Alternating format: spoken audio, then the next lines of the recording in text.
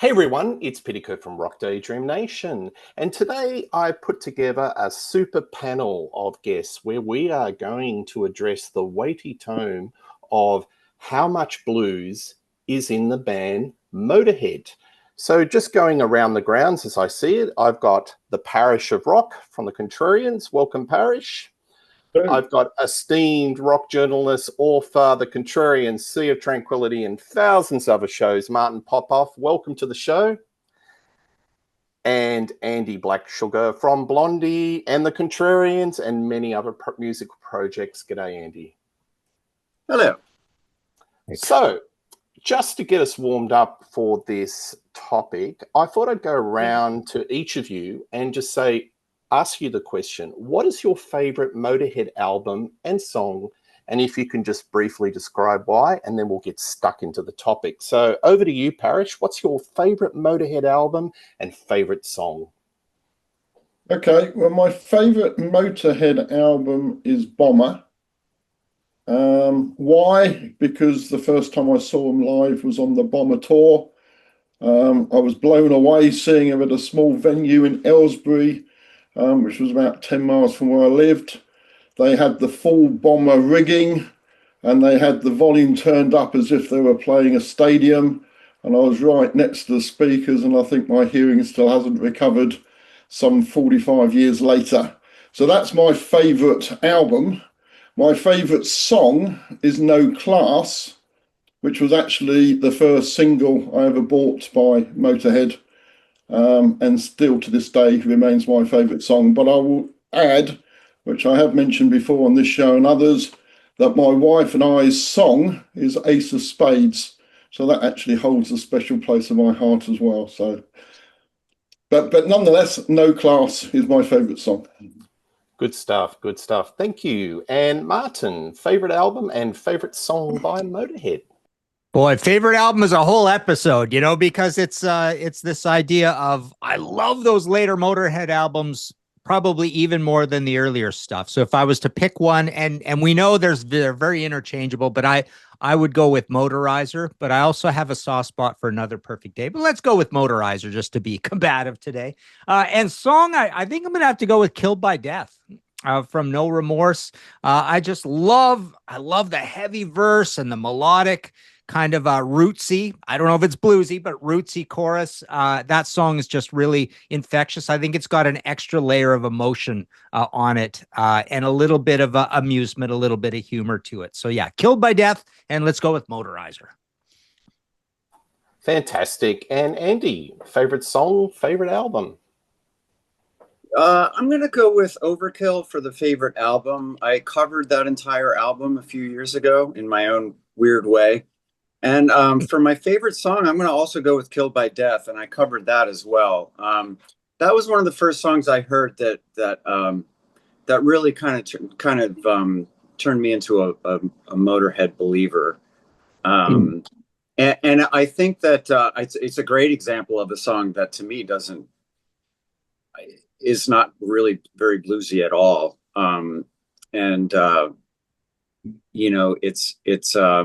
It's got such a simple construction to it, but it's incredibly powerful. And if you squeeze my lizard, I'll put my snake on you is one of my favorite opening lines.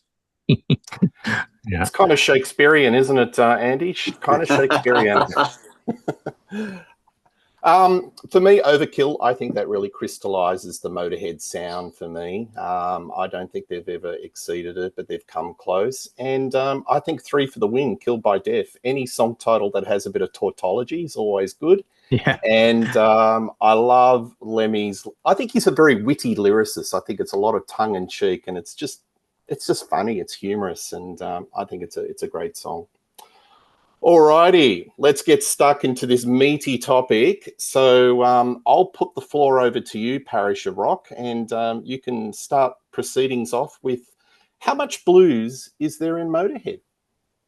Yeah, okay. Well, when you first invited me on, I would have said my answer was 0. I've never thought of Motörhead as being blues at all. But one of the reasons I like coming on these sort of shows is you go off and have a listen, don't you? And you sort of play the back catalogue, play the albums, and you maybe listen to them slightly differently. And I found a quote researching for it, which is, "This is Lemmy." And bearing in mind, Lemmy always said they weren't a heavy metal band. He would say they were a punk band, or he would say they were a rock and roll band. But this quote, he actually says, "We were a blues band, really. Although we played it at 1,000 miles an hour, it was recognizable as blues. At least it was to us. Probably it wasn't to anybody else." And that may be kind of how I felt to start with, thinking I don't really see much blues in there. But as I listened, I kind of came round, and I mentioned earlier, my favourite song is No Class. And when I was playing that, I thought it actually sounds very ZZ Top. The riff is almost Touch-like. And you'd certainly think of ZZ Top as a blues-based band. So that was kind of what started me thinking, okay, maybe I'm wrong here. And started listening a little bit to with different ears to it. And you've got other songs like Whorehouse Blues, which has obviously got a blues orientation to it. And then I listened to On Parole as an album, and I thought, actually, that's there's a bit of a blues vibe going on with On Parole. Some people would suggest it's not a full-fledged Motörhead album, but nonetheless, it is, in my view. And then I started thinking about the guitarists, and certainly when you look at the influences and think of the influences, I mean, Phil Campbell, which by the way, that was a great interview that you put up. I thought that was really good. But he's heavily influenced by Jimi Hendrix and Jimmy Page, so that kind of, you can hear that a bit in there. Robbo definitely has a bit of blues playing in his style, and when you go back to Another Perfect Day and listen to that, kind of listening for the blues, I think you can hear it in that. And there's other songs. I'm just going to get me notes here for a moment. A few other songs that jumped out at me. So Stone Dead Forever, I thought is quite a bluesy song, with the way the vocals and the guitar interlink. Shine, I can hear some blues on that. The One to Sing the Blues, obviously, is another one with blues in it, but that's kind of got a bluesy feel to it. Dust and Glass, I think's got some bluesiness to it. So I guess in the round, I came round to thinking maybe there's more blues within the sound than I gave it credit to. As a percentage, still very hard to tell, but yes, say 15%. I reckon there's a 15% blues influence in there. There's probably a 15% rock and roll influence in there. And I'm sorry, Lemmy, but the other 70% is definitely heavy metal in my view. So there you go. All right, thanks, Parish. And Martin, I expect to hear some percentages. You're very metric in a lot of your analogies, so look forward to hearing this. Yeah, I love Parish's percentages. I guess if I remember, I'll get to that when I'm done. So it's funny. My notes. That's my entirety of my notes there. So here's the way I see this. So Lemmy came up in the rock and roll area. He's one of the only guys who was ever alive with us who could talk about being there in the 50s kind of thing. It was remarkable, right? So he comes up in the rock and roll era. Fast Eddie comes up. Tabla Rasa. I mean, we know very little about Fast Eddie's past or influence. There wasn't much of one, and even less so Filthy Animal Taylor. So, his dad, he had this strange attraction to jazz, and I don't think you particularly hear it in what he does, but he in terms of the music that he talks about, very little. Fast Eddie, very little. Lemmy with his rock and roll roots. I'll get back to that in a minute, but he comes up through Hawkwind, and not a bluesy band at all. But they arrive with this Manticore tapes or whatever it's called, On Parole, Motörhead, all this fooling around that they're doing starting in around 1975 and stuff, right? And some of those songs, it's almost like the first Black Sabbath album, where some of those songs you've got Train Kept a Rollin', which is removed from the blues by a little bit. You've got Leavin' Here, removed from the blues by a little bit. Louie Louie, removed from the blues. Witch Doctor, some of their originals.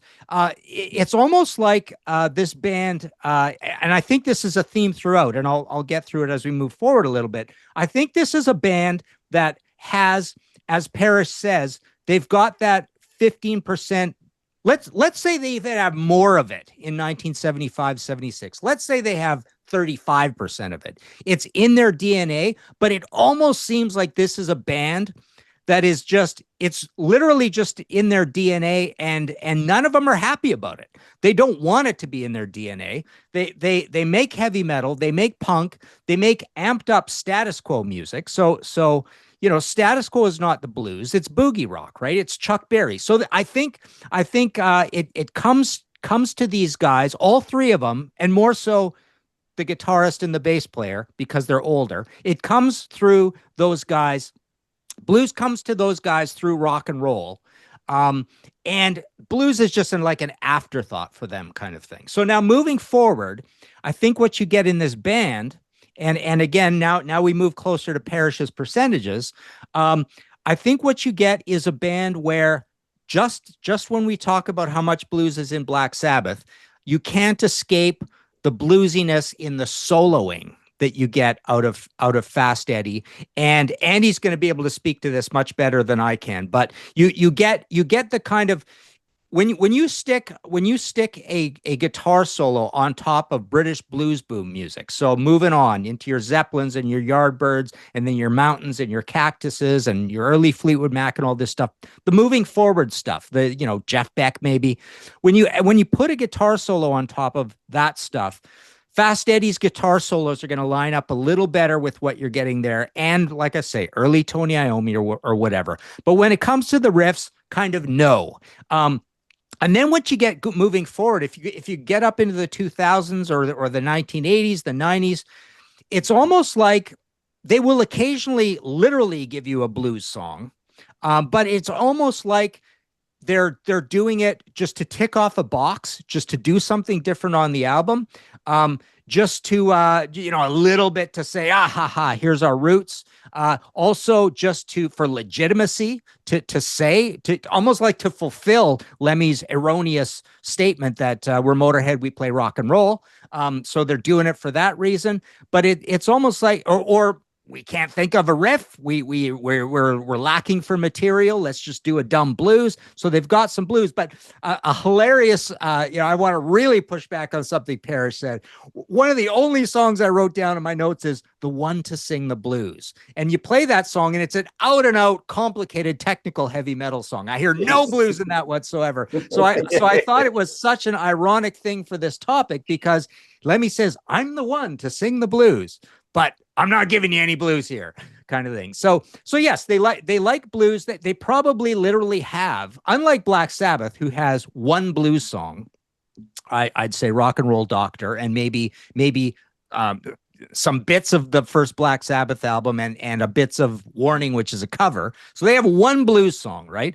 Unlike Sabbath, these guys actually have probably a dozen blues songs at least, and then they have probably about another 8 to a dozen boogie rock songs, right? So when you add that all up, they've probably got 25 songs that are very close to the blues, but they also have whatever it is, 20 plus albums. I took them all out here, not like I was going to, say, start citing song titles. So yeah, I just feel like, so like Tony Iommi, Lemmy is totally wrong. He says, "Oh, we're Motörhead, we play rock and roll." It's like, well, yes, kind of. But they are absolutely a heavy metal band, and I'll even go higher than Parish on that. I'll say 82% heavy metal.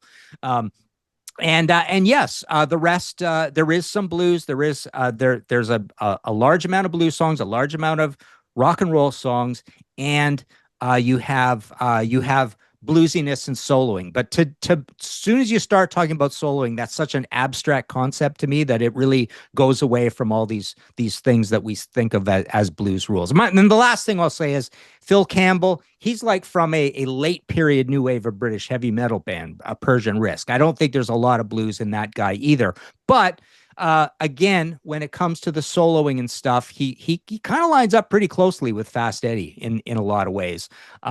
So he does have he definitely has a rootsiness as well to him. So I'll stop there. So that's my thing. I'll go 82% metal, and the rest a mix of rock and roll and blues.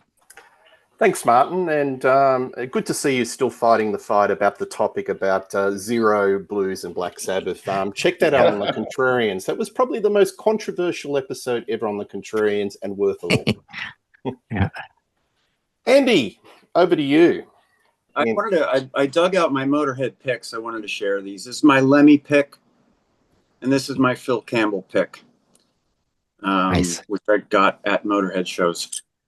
Okay, wow. I have a lot of thoughts. I have no notes, so I'm just going to wing it. How much blues is in Motörhead? Well, you have to ask how much blues is in rock and roll, and you can't really answer that. I actually Googled that question, and it says it's impossible to assign a specific percentage.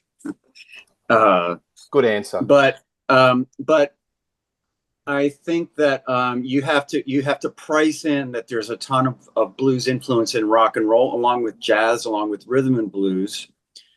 I think that the vocabulary of phrasing that runs through rock and roll is blues based, which is to say it's like pentatonic scale based. You know, if you're talking about what is the blues, well, it's usually a 12-bar progression based on the 1, 4, and 5 chords, and it's a really simple formula. And having said that, Motörhead has a few songs for sure that do that. I think Whorehouse Blues is you know, they signpost it right there. This is a traditional blues. They also have a song called "You Better Run" from what is that? What's the one nobody likes? From the early 90s, March or Die. And that's a 12-bar blues, but it's just played with the full grinding sound and everything. Yeah. But now, you know, we have to kind of talk about, so Lemmy always said, we're just a rock and roll band. And you know, of course, he's not right about that. I'm sorry. But I do believe that he's coming from that point of view. I think that because he was there for the dawn of rock and roll, that was the period that influenced him the most deeply, and he was never influenced by anything else anywhere near as much as that. Like, aside from that, Lemmy's not a joiner. So when they say, "Oh, you're part of this new wave of British heavy metal movement," what's that like? He's like, "Don't put me in somebody else's movement." You know, these are cool bands, but you know, I play rock and roll, man. My heroes are Chuck Berry and Little Richard. And I believe him. But, you know, he is also beholden to the other people in the band that write the music. I mean, Lemmy doesn't write all the music. So just talking about the classic lineup, I'm not going to talk about the first lineup, but the classic lineup, they are coming out of the 70s. And if you play rock and roll, you play hard rock, you play heavy metal in the 70s, there's a blues influence that is just baked in. If you're a guitar player, you know, and any of these guys, they listen to the same handful of guitar players. Jeff Beck, you know, Clapton, Hendrix. From what I could tell, Fast Eddie listened to Hendrix. He listened to Santana. He listened to John Mayall's Blues Breakers. So he's getting kind of like secondhand or whatever, third-hand blues from those guys. And I'm not so sure about Filthy Phil, what his influences are, but now we're talking about bluesy versus blues, because the blues is, like I say, it's like 12-bar progressions based on those 3 chords, which Motörhead do very little of, but they do have a lot of shuffles and they have a lot of riffs that are based on blues licks. So when you think of Bomber, that's a classic example. He makes a riff out of a blues lick. You know, and No Class is a perfect example too. It's a shuffle. It is a ZZ Top kind of thing, but it's a pentatonic scale, you know, which is kind of a boogie thing, and that's coming out of the blues. I think that Lemmy, as a vocalist, is he's not the most melodic guy in the world, but I think that where he lives is in the blues mode. And he tends to do all his work around 3 notes. He's got the root note, and then the next one higher up from there is the flat third. That's the next one up in the pentatonic scale. So da-na-na-na, and then he's got da-na-na-na. The one below the root note is the flat 7. That's where he lives. Da-na-na-na-na-na-na-na. You know, and so, you know, there's his most famous songs are practically one note melodies. You know, if you like to gamble, I'll tell you I'm your man. You win some, lose some, it's all the same to me. That's almost one note. You could play that on the piano in one key, and people would be like, "What is that? I don't know what that is." Only way to feel the noise is when it's good and loud. So good, I can't believe it. Screaming with the crowd. So I'm not saying he never got more melodic than that, but he is living in a really small range, and he is just leaning into that. That's Killed by Death. You know, if you squeeze my lizard, I put my snake on you. Flat 7 to the root note, to the flat third to the root. He stays there the whole song. Da, da, da. That's Killed by Death. Killed by Death. And then they move the chords around underneath it. It sounds different because the chords are moving. But he's staying right there in that foot locker of a vocal range. So I think you get a healthy amount of genuine rock and roll influence in the classic lineup, and with that is blues, and you have bluesiness. You have a bluesiness in Fast Eddie's guitar playing. When you get into the Robbo period, I would say he might even move the needle further towards blues, because he's a pretty bluesy guy. And they have a lot of long extended solos and stuff. And I think they did I'm Your Hoochie Coochie Man during that period as well. But once you get into the dual guitar era, so once you get into Phil Campbell and Wurzel, the blues comes way down. Because now you've got guys who are young enough to be influenced by 80s metal. And the 80s is the first time blues gets totally stripped out of metal, completely 100%. Not everyone does it, but some bands do.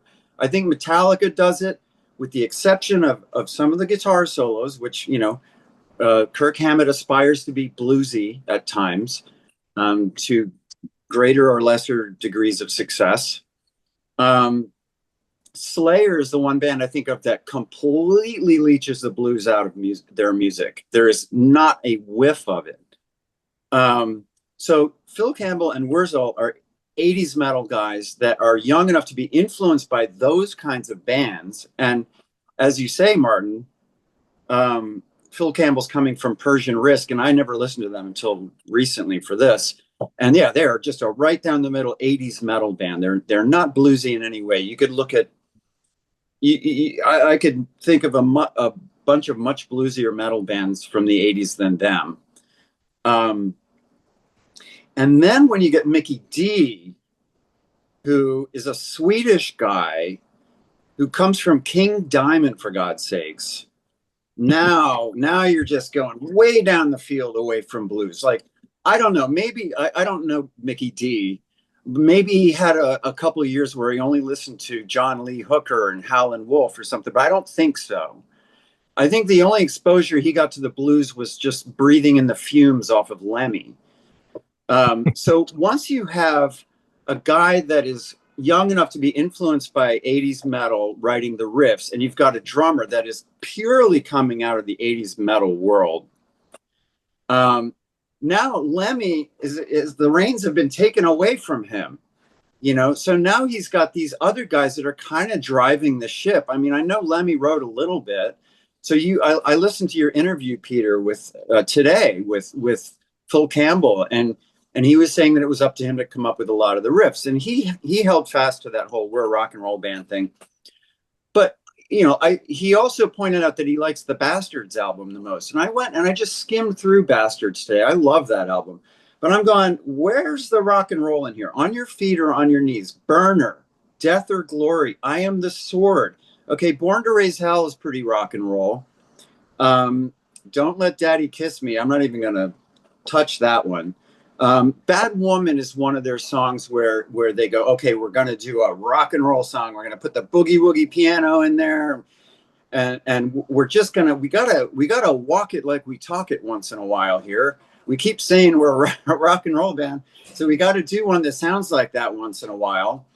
But to me, those songs, the Whorehouse Blues things, or You Better Run, or Bad Woman, this is not Motörhead quintessential material. This is not them playing to their strengths. These are outliers. They're filler. I don't think this is what makes Motörhead great. What makes them great is Ace of Spades, Iron Fist, Killed by Death, or Gasmatron. Where's the rock and roll in that? And on and on. You could just go through. I mean, and you can find little traces, but you know, basically what I think that in the end, Lemmy was a guy who still got his juice from those original experiences he had listening to Chuck Berry, Elvis, Little Richard, maybe Jerry Lee Lewis, whatever. When he's backstage getting ready for a show and he's combing his hair and he's putting his boots on, he thinks he is carrying the torch for those guys. But to act as if there's no influence of any other music in between Chuck Berry and Motörhead Bad Magic is ridiculous. I mean, of course, they brought in a heavy metal influence, a heavy metal influence, and probably they picked up stuff from punk as well. I don't know whether Lemmy himself felt personally influenced by those things, but his bandmates did. So how much blues is in the classic lineup? I like 15%. I was going to say 20%. I don't know. But I think that once you get into the last lineup, I think the percentage goes way down. Maybe it goes down to like 8%. And I think that they kind of like early in the classic lineup, they're like 30 or 40% rock and roll and the rest is heavy metal. And then in the later period, that percentage of rock and roll just goes down because it's not as woven in as it used to be. It's now like they have these heavy metal songs and then they have to correct. They have to like get the wheels back on the road and try to do something that sounds like rock and roll again. And then they overcorrect and they do something like Whorehouse Blues, which who gives a shit about that? Who gives a shit about Whorehouse Blues? It's just some guys sitting around doing a 12 bar. It's nothing. I mean, maybe the lyrics are cool. I don't know. But like, that's not what makes Motörhead great. So I don't know. I've said a lot. So I don't know. I'd say the percentage of blues drops precipitously once Mickey D is in the band. Oh, I wanted to say Phil Campbell is actually, I think he's a great bluesy lead player. I think he really does have a vocabulary for that. And I think that's something that he worked on as he got older. I don't know that it was there early on so much. And Wurzel he's just like a fucking insane 80s whammy bar fretboard tapping madman. He doesn't sound bluesy at all. But I think that Phil Campbell got more tasty as he went along. And he's very analogous to what Kirk Hammett has tried to be as well, which is like, I'm playing in a heavy metal band, but I like listening to these blues guys, and I like to step on the wah-wah pedal and play blues licks and stuff, but Kirk doesn't do it nearly as well as Phil does, I think. And I do think that you hear it in his soloing, but his riffing, he's doing all these palm muting, chuggy things with like flat fives, and it's just, it isn't blues. It's something else. It's very heavy metal. And Lemmy, you know, Lemmy's blues or rock and roll influence, you still hear it in the way he sings, but he's kind of swimming upstream against the music that's being presented to him by his boys, you know? So anyway, I'll leave it at that. That's my thing. Wait, very nice. Fantastic. Well said. Well said. Well, Motörhead, how much blues? Bluesy, blues rock, blues. It's a tough one. One thing I want to talk about, Lemmy was a big fan of the Beatles. And there's been so many, it's been documented in so many interviews where he compared the Rolling Stones to the Beatles. And it was interesting, he'd always go to the Beatles camp. And I found that quite interesting in the scheme of things, because this whole talking about blues, you think he'd be on the Rolling Stone camp. No, he was more about the Beatles. And I think he actually saw the Beatles in the Cavern Club. So, gee, he goes back a long way. So with Motörhead, I think I'll go through the albums and the periods, and I think how much blues, I agree with you, Andy, depends on the lineup. So that first Motörhead album on Parole was kind of rough. It was ramshackle, was a bit garagey sounding, punkish. But I think the song that they did, Beer Drinkers and Hellraisers, which is the cover, and a sped up cover at that, was an indication of the Motörhead sound that they would follow. Then you go into the classic lineup, and you've got, blues songs like Limb from Limb on Overkill. Listen to that fast Eddie solo, the flattened notes, the bending of the strings. Ace of Spades, even though traditionally it's not a blues song, but I listen to the melody of that, and to me, it's got a lot of blues melody lines, a lot of chord structures, and I especially like when Lemmy does an acoustic version of that song. It's really spick. Nice version. Fast and Loose, Dance, Off Bomber, Step Down. When they got into the mid-'80s, to me it was a bit more meat and potatoes hard rock. One Perfect Day has hints here and there, with Brian Robbo Robertson. But to me, I think in the 90s and beyond, when you had the Phil Campbell lineup and it was Mickey D, I transgress a little bit, Andy. I think that when Lemmy relocated to LA, and I think he was there from 85 or maybe a bit earlier, he started to get a little bit of Americana in his influences. And I don't know, maybe it is a ticking the box on each of the albums, but you'd see a bit more of this overt genre hopping. So you get ballads, you get songs where he's looking at that upper higher register, country, a little bit of southern rock, I Ain't No Nice Guy, but all the way through you still had the consistency of his metal and the boogie. So the songs, Whorehouse Blues from Inferno 2004, Dust and Glass, Lost Women Blues, Killmeister Blues. You always had the word blues in it. So I think it was probably putting a hand up to the audience. Hey, this has probably got a bit of blues influence, whether it's overtly or not. That's open to debate. So is Motörhead blues rock rather than pure blues? Because I think there's very few songs in the whole catalogue that you could put your hat on and say, this is like a Robert Johnson, Muddy Waters type of blues. But when you're getting into blues rock or there's bluesy influences, there's a little bit more that you can hang your hat on in respect of the melody lines, in respect of some of the arrangements, in some of the intonations. And I think predominantly most of that is through the fast Eddie Clarke era, especially with, the soloing, and maybe with Phil Campbell. And in my interview with Phil Campbell, I just put it to him, how much blues do you think Motörhead was a bluesy band? And he just goes, more or less. But he kept on saying rock and roll. And rock and roll it's a broad term, isn't it? You can hang your hat on anything. And it's a big umbrella. It's a big family. And you can just bring a lot into it.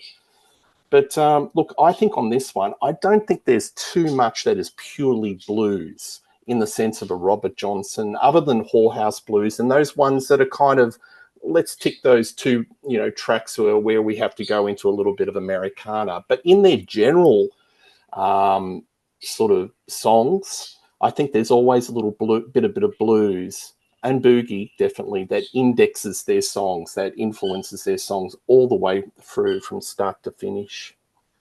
So I would put it on a percentage. It'd probably be between 15 and 20%. But, I can't really defend to say that they're predominantly blues. It influences it, but I think they're more or less straight ahead rock, hard rock, if you had to put the sum of the parts, with a little bit of punk influence all the way through, looking at the totality of Motörhead from start to finish. So let me add something. I just wanted to mention, you were talking about on March or Die. they cover Cat Scratch Fever, right? And you know how I did a podcast episode, I think I called it the Blues A-B Switch, right? And Cat Scratch Fever is one of these songs that when the American bands were moving from the British blues boom into the late 70s, say, so that mid 70s period, you got songs like Cat Scratch Fever where the chorus is heavy metal, but the verse is boogie rock, right? You've got Kiss Strutter where it's like, I know a thing or two about you, and then you get to the chorus and it's a heavy metal chorus, right? So I found like the way that these bands evolved away from the blues, and it was a gradual evolution, is that the blues was almost like a subconscious connective tissue between these modern new heavy metal riffs. So instead of having a blues song that either stays, or a boogie rock song that stays boogie rock all the way through, they started adding a heavy metal chord sequence or a little pattern, either it's a pre-chorus or a chorus or whatever, and then more and more of that came in, and it's like, but I don't know if it particularly applies. I'm sure you could find some places in Motörhead where they do that. But I just think that's an interesting thing, how this all lines up. And then another band that came to mind that I really feel like does that a fair bit, again, is Status Quo. I hear there's a lot of Status Quo songs that could be a lot closer to Motörhead songs than pretty much any band that I can think of when Motörhead is being particularly rock and rollsy. So just putting that out there. Yeah, and another thing that we haven't really spoken about, we've spoken about the sonics. What about lyrically? Because blues is about feelings and emotion. Motörhead are very tongue-in-cheek, and there's this whole element, like ZZ Top was quite unique because they played blues, but it wasn't sort of that genre-specific lyrics, wasn't it? They didn't really do a lot of songs that were about, that were sorrowful and traditional blues topics. What do you think about, do you think the lyrical content of Lemmy, did he get more introspective as time went on, and that may have add some weight in respect of how much blues is in Motörhead? Yeah, I'm personally not seeing much blues in his lyrics. Lemmy is a great lyricist, and he talks about many, many, many different things, but I don't find them particularly bluesy. Well, I Googled what is the blues, and just because it's interesting to see what the consensus is. And there is a thing about the lyrics deal with sorrow, struggle, and resilience. So I think there's a case to be made that Lemmy, deals with those kind of things. He sings about, surviving and surviving injustice and women and just the slings and arrows of life and stuff. He's tongue in cheek, but he kind of has a little bit of a blues point of view, I think. Yeah, I think that there's something to that. He's not singing about fantasy.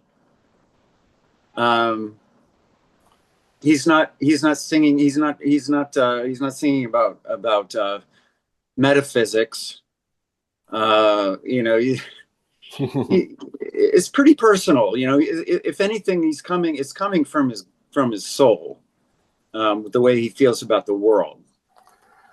I think he became more introspective as the career went on. Like this album here, Bad Magic, I think he knew that he was, near the end because he wasn't very well recording that album. And I think there's a lot of self-awareness and observational lyrics, comparative, where you take it back to, Ace of Spades, where he's just being a bloody cheeky bastard and just writing those type of tongue-in-cheek lyrics, up there, like Love Me Like a Reptile.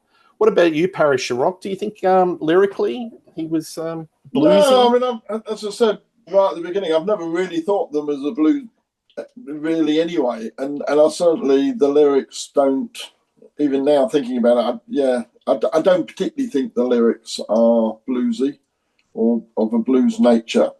But just going back to something that was said earlier by Martin, I mean,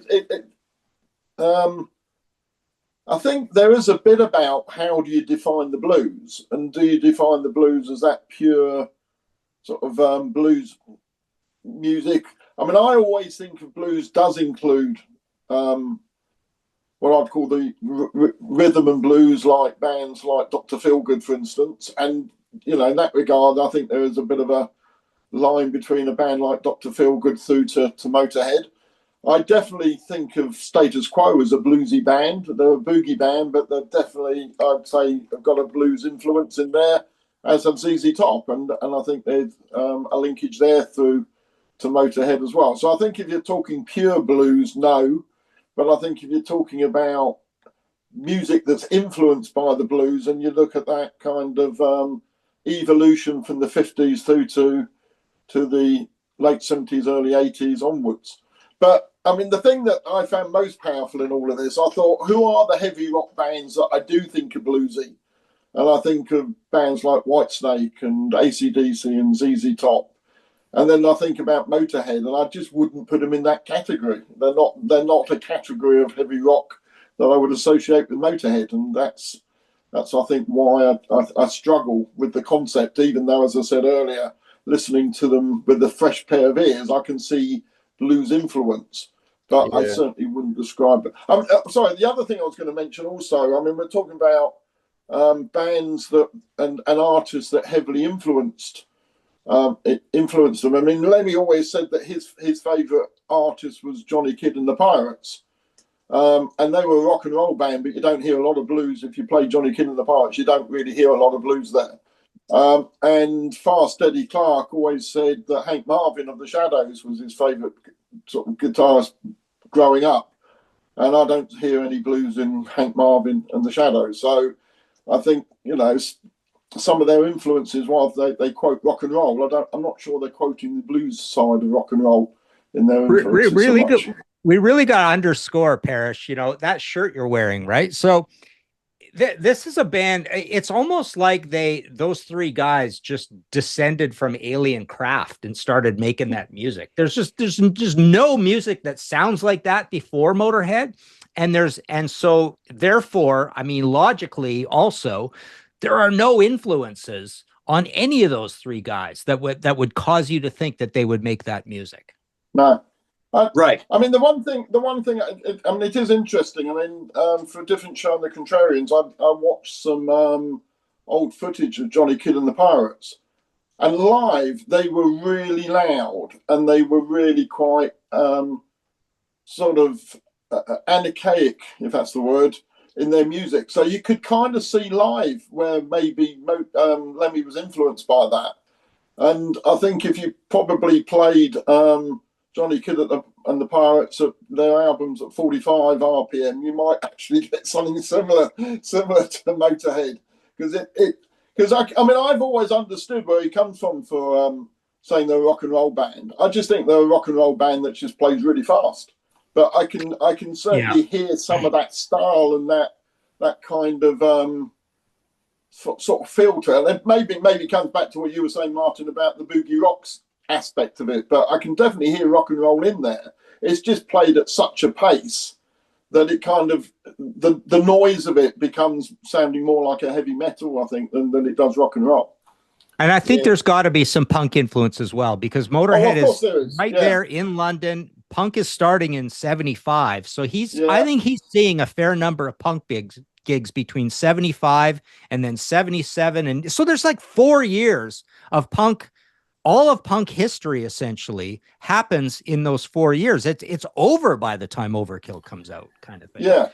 So he did like The Damned, and he knew those guys, right? So yeah, exactly. I think you are definitely getting some punk influence in Motörhead. 100%. And a lot of those early punk bands really like Eddie Cochran and all those old rock and roll bands, like Vincent, etc., didn't they, Martin? Mm-hmm. So the spirit of early rock and roll was in a lot of the punk, the class of 77, for example. Andee, I want to put a question to you. So this whole thing about blues, if you took the Sonics back in respect of Motörhead across their catalogue, and it wasn't so heavy, and you stripped it and it just went to the melody lines, do you think it would come to the surface that there's a lot more blues in Motörhead than we're giving credit. Is it buried in the sonics? No, I'm talking about the actual notes that they're using to make the riffs, you know, the progressions of, you know, it's not about the sound. I'm actually talking about the melody lines, the actual songs as they're written. If you take it back, take the sonics and, you know, and say if it's like more acoustic, do you think it's more prevalent that they are actually, these songs are actually blues, crafted as blues songs, but ramped up to 11? Absolutely not. No, I would not say that. I don't think they're, first of all, they use pop song structures. They don't use a blues 12-bar structure, so that's out the window. But when you think about the riffs, I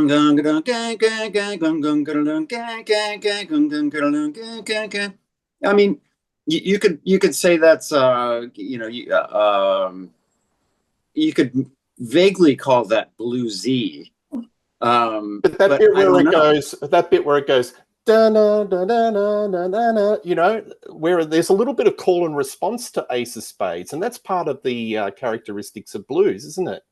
When you think about it and you break that song apart, Ace of Spades, there's a bit of call and response with the note structure, and that's blues. Sure.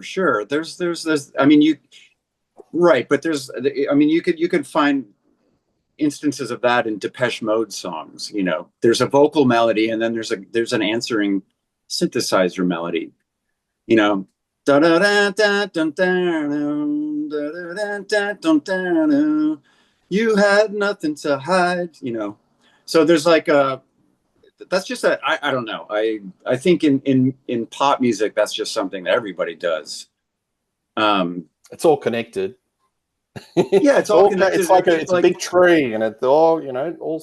I do think. Let me ask Andee something too, because I'm very curious about this, and I was probably speaking off the top of my head and maybe getting it wrong. But what do you think of that idea that you could take quite a few guitar solos from the Motörhead canon and probably plop them right onto a blues song and they would fit, kind of thing? Yeah, I think so, and I think that that's absolutely true. And also, if you took Lemmy's vocals and you could superimpose those on top of a blues, because like I said, he doesn't move around very much, and his phrasing is very much within a tight little kind of minor pentatonic range, and you could just fly that into a blues and it would work. It's just the riffing and the chord progressions that take it away. I think that take it away, and the rhythmic feel in the Mickey D era is so rigid, and we haven't even said double bass drums yet in this show. I mean, there's a lot of double bass drums. Right? Well, and I think it's interesting. All of us have avoided talking about the drumming and blues, haven't we? Because there isn't any blues real feel in the drumming. I think Filthy Animal, there was a bit of syncopation and there was a bit of rhythm. Out of all the drummers, he's probably the one that's a bit more lineage to blues. Definitely not Mickey D because double kick, but you know, the syncopation, off beats. Yeah, Filthy gave us more shuffle and kind of swing influences in his rhythm, and I think that all gets squared off into something way more white, for lack of a better word, when Mickey D comes in, you know, and you know it's that kind of loose kind of finesse is replaced by this, you know, this more you know, metronomic kind of heavy metal thing. Yeah. Also, I wanted to say about the word rock and roll. I was going to mention that too. So, I mean, how many bands just claim to be a rock and roll band? I mean, it's kind of ridiculous. It's just a catch-all term. It barely means anything. Angus Young says it a bit in AC/DC. He doesn't like being called heavy metal. He just says we're rock and roll. Okay, yeah, but you know, that's another. Here's another good example. AC/DC, right? So they did songs that were like pretty traditional rock and roll songs, like Rocker. That's a 12-bar blues. They had a few songs like that. That's not what makes them great, though. What makes them great is when they do Dirty Deeds Done Dirt Cheap. Now this is not a blues anymore. This is like some weird, like dark, malevolent thing that doesn't sound like anything that came before. And there's traces of blues, again, in the vocal melody, the vocal phrasing, and the guitar phrasing, but the riffs, there's no blues in Dirty Deeds. You know, for those about to rock, it doesn't have any blues in the chord progressions or anything. So, like, you know, they did. I think early on they were kind of, before they got their sound, they were kind of just doing that tribute to early rock and roll. But what made them awesome is when they found this other thing, and maybe they found it by accident, and like maybe Motörhead found what I think Motörhead's thing is by accident. I think that a lot of bands, they have one intention, but then they just out of ineptitude or too much speed, or just you know, it ends up being something else. And they're like, well, we were just trying to be rock and roll. It's like, well, you're not really. I mean, I don't think Black Sabbath sat down at a drawing board and wrote out the plans for heavy metal. I think it just happened. Yeah. And whenever you That's hear such them a great point, Andee. about It's it, like it's a great point, because, you know, like I say, this idea of them just being aliens, the way to get closer to what you just said, which is so accurate, is like they just went from point A to point B 6 or 7 times, and all of a sudden they had the anchor of an album, and then they just did it a few more times, and now we've got 35 minutes. This, I guess, is who we are. Let's go to the pub, right? And like you say, it could be almost absolutely random why they, and too much speed is such a great part of it as well, right? Because you look at the first Motörhead album and On Parole, and they're doing these rock and roll covers essentially, and the songs they're writing are a little bit rock and roll, but then all of a sudden it just becomes this thing, and like you said it perfectly, it's literally by accident, that it's like, okay, we've got 3 minutes here and 3 minutes here and 3 minutes here, and all of a sudden we get 8 of these. And I don't know how we came up with them, but turn it into Jerry Braun. Let's go. You know, it's off to the pub. It's off to the next gig. We've made our album. There you go.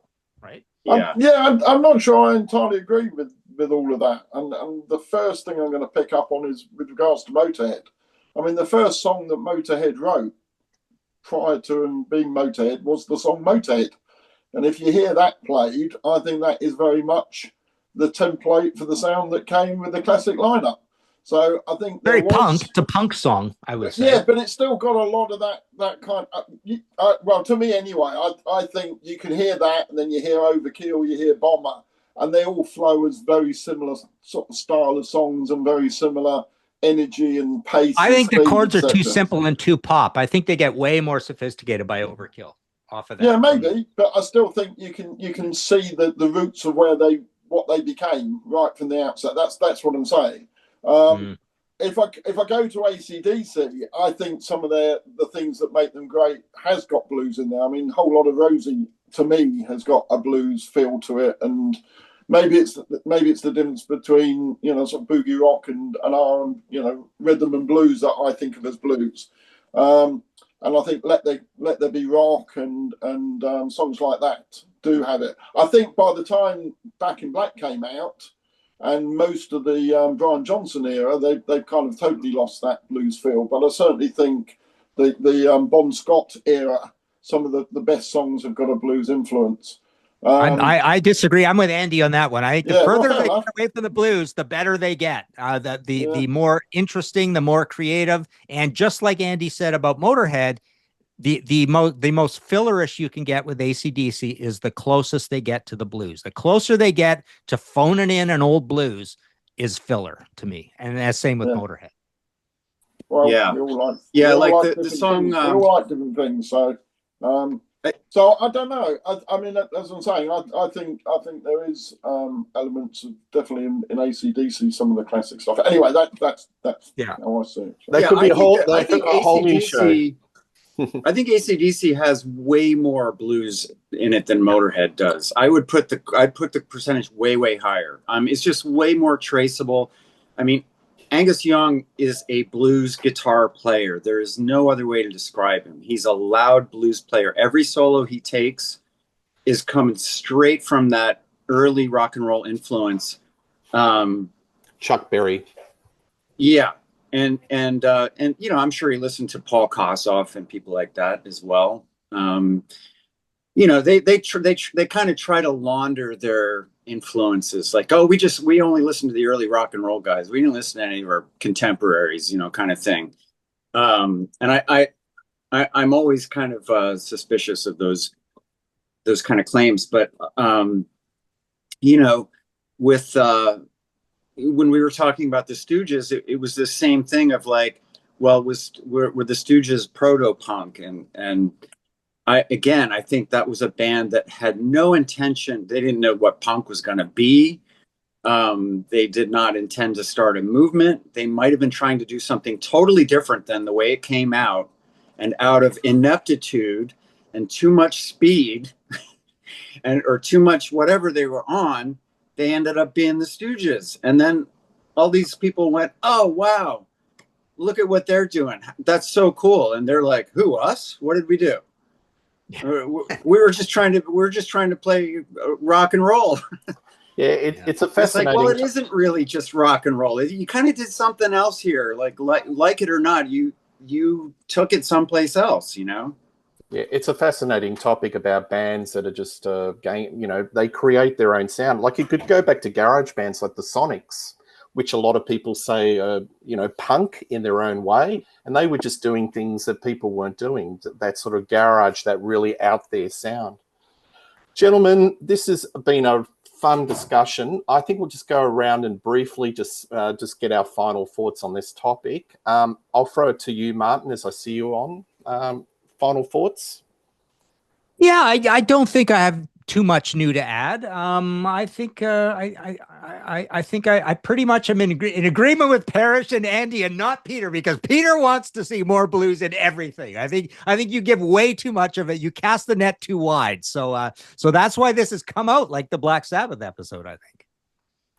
Very good. No worries. And Andee, final thoughts?